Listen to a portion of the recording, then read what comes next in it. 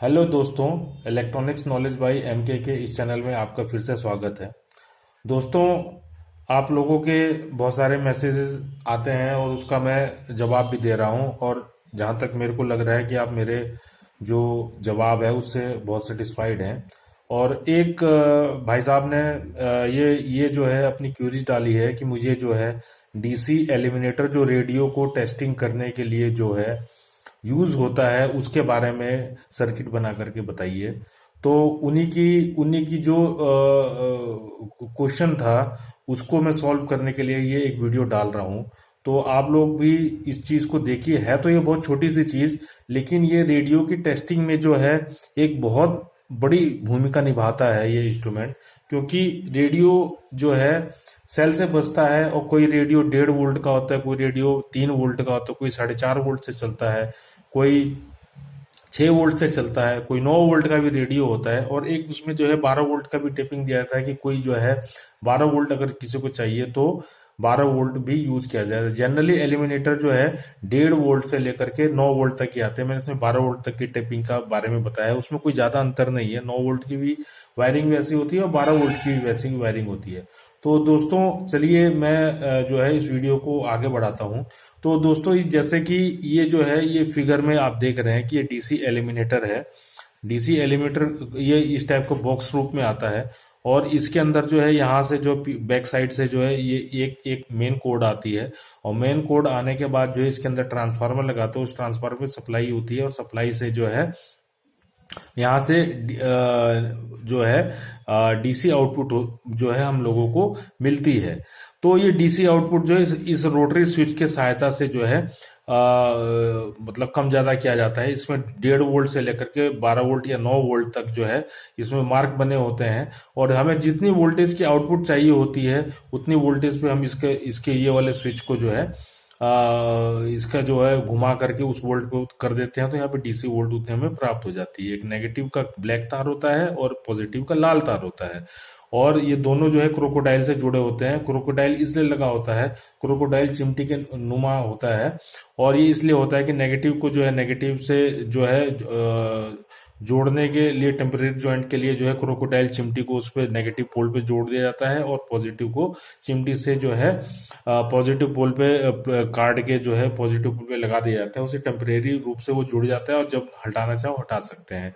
तो ये इस टाइप का जो फिगर होता है। और यहाँ पे ये एक पायलट लैंप होता है। जैसे ही हम जो है स्विच ऑन करते हैं तो ये लाइट जलने लगती है। हमें पता लग जाता है कि इस एलिमिनेटर के अंदर जो है पावर सप्लाई आ गई है और हमारा एलिमिनेटर वर्क कर रहा है। और ये ऑन ऑफ स्विच है। ऑन ऑफ स्विच जो है एलिमिनेटर में ऐसा लगा होता है कि जब इसको ऑफ करेंगे तो ये जो एसी की सप्लाई भी कट जाएगी, ये डीसी की सप्लाई नहीं कटती है। ये अलग अलग एलिमिनेटर का जो है अलग अलग कॉन्फ़िगरेशन होता है। लेकिन मेरे पास जो एलिमिनेटर था उसके अंदर जो इसको ऑफ करने पे जो है ये पूरी इसकी एसी सप्लाई कट जाती थी। वो एसी से यहाँ पे जुड़ा होता था। और ये पायलट लैंप होता था। पायलट लैंप जो है किसी भी जो है टेपिंग से जुड़ा होता था, जैसे ही ऑन करते थे तो ये जुड़ जाता था।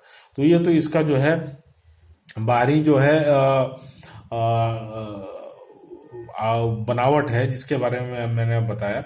अब ये जो है इसका जो है ये मैं अंदरूनी बनावट के बारे में बताता हूँ। जैसे कि ट्रांसफार्मर के बारे में आप ये देख ही रहे कि ये ट्रांसफार्मर है कि ये प्राइमरी वाइंडिंग है, ये सेकेंडरी वाइंडिंग है। सेकेंडरी वाइंडिंग जो है इसमें जो है 0 वोल्ट से लेकर के जो है 12 वोल्ट तक की टिपिंग है। क्योंकि ये ट्रांसफार्मर 0 वोल्ट से 12 वोल्ट तक का मैंने शो किया है। अगर अगर ये 0 वोल्ट से लेकर के अगर 9 वोल्ट तक की टिपिंग होगी तो उसमें 0 से 9 वोल्ट आउटपुट निकलेगी। 0 से 6 वोल्ट तक की अगर टिपिंग अलग अलग निकली हुई है तो 0 से 6 वोल्ट तक इसमें अलग अलग टिपिंग निकलेंगी। और अगर दो ही केवल टिपिंग है, 0 और एक टिपिंग और है, तो ये 0.6 का या 0.3 का या 0.12 का वोल्ट का ट्रांसफार्मर बन जाएगा।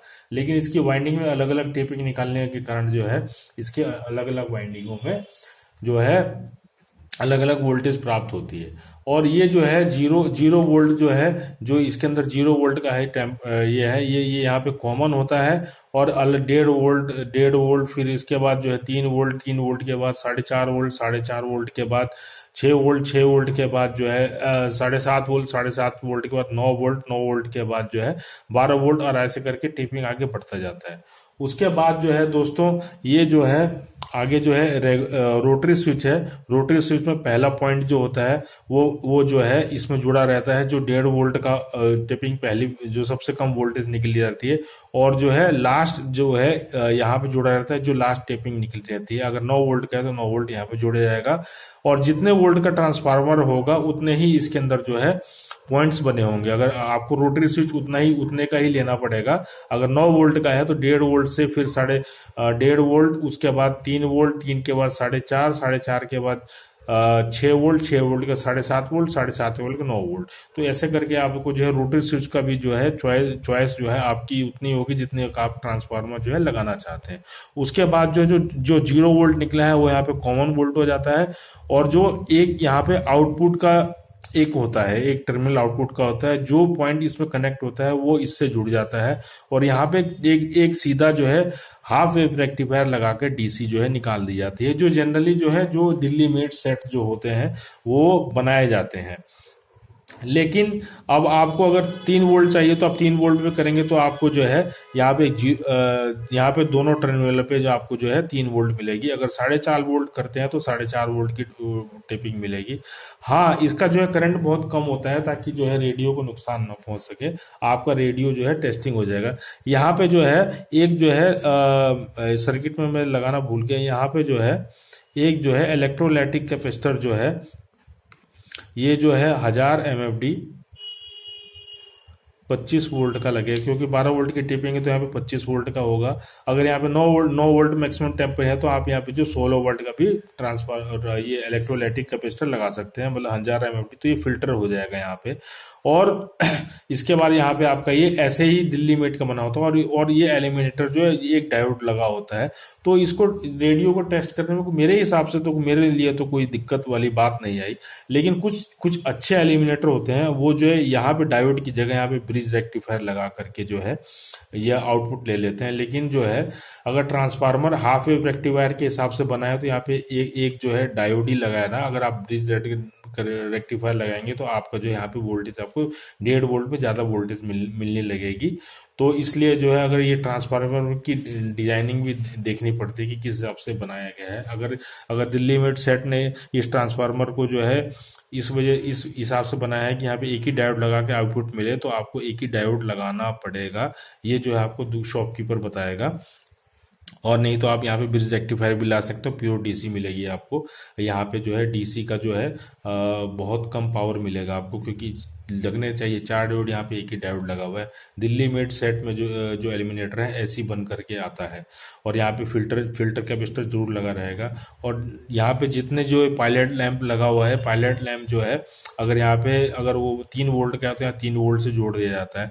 और कुछ ट्रांसफार्मर जो है आपको यहाँ पे जैसे 1.5 वोल्ट करेंगे तो आपको यहाँ पे लगभग जो है कुछ 1.5 वोल्ट पे जो है लगभग आपको 3-3.5 वोल्ट मिलेगी, क्योंकि ट्रांसफार्मर जो है 0.8 वोल्ट से लैगिंग करता है। तो 1.5 वोल्ट में मल्टीप्लाई बाई 0.8 तो 4, तो यहाँ पे आपको जो है कुछ वोल्टेज यहाँ पे ज्यादा मिलेगी, कुछ लोड डालने पे आपका 1.5 वोल्ट ही हो जाएगा।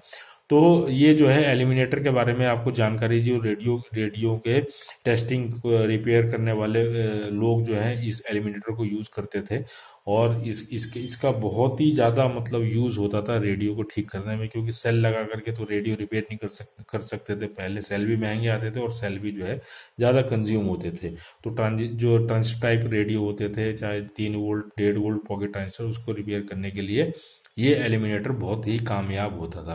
तो दोस्तों ये वीडियो कैसी लगी आप जो है कमेंट करके जरूर बताइएगा, और इस एलिमिनेटर को बनाने में आपको कोई भी क्वेश्चनिंग हो तो आप जरूर देखिएगा। अच्छा, दूसरी बात मैं ये बताना चाहता हूँ कि पता कैसे चलेगा कि कौन सा टेपिंग जो है 1.5 वोल्ट की है, कौन सी टेपिंग 7.5 वोल्ट की है।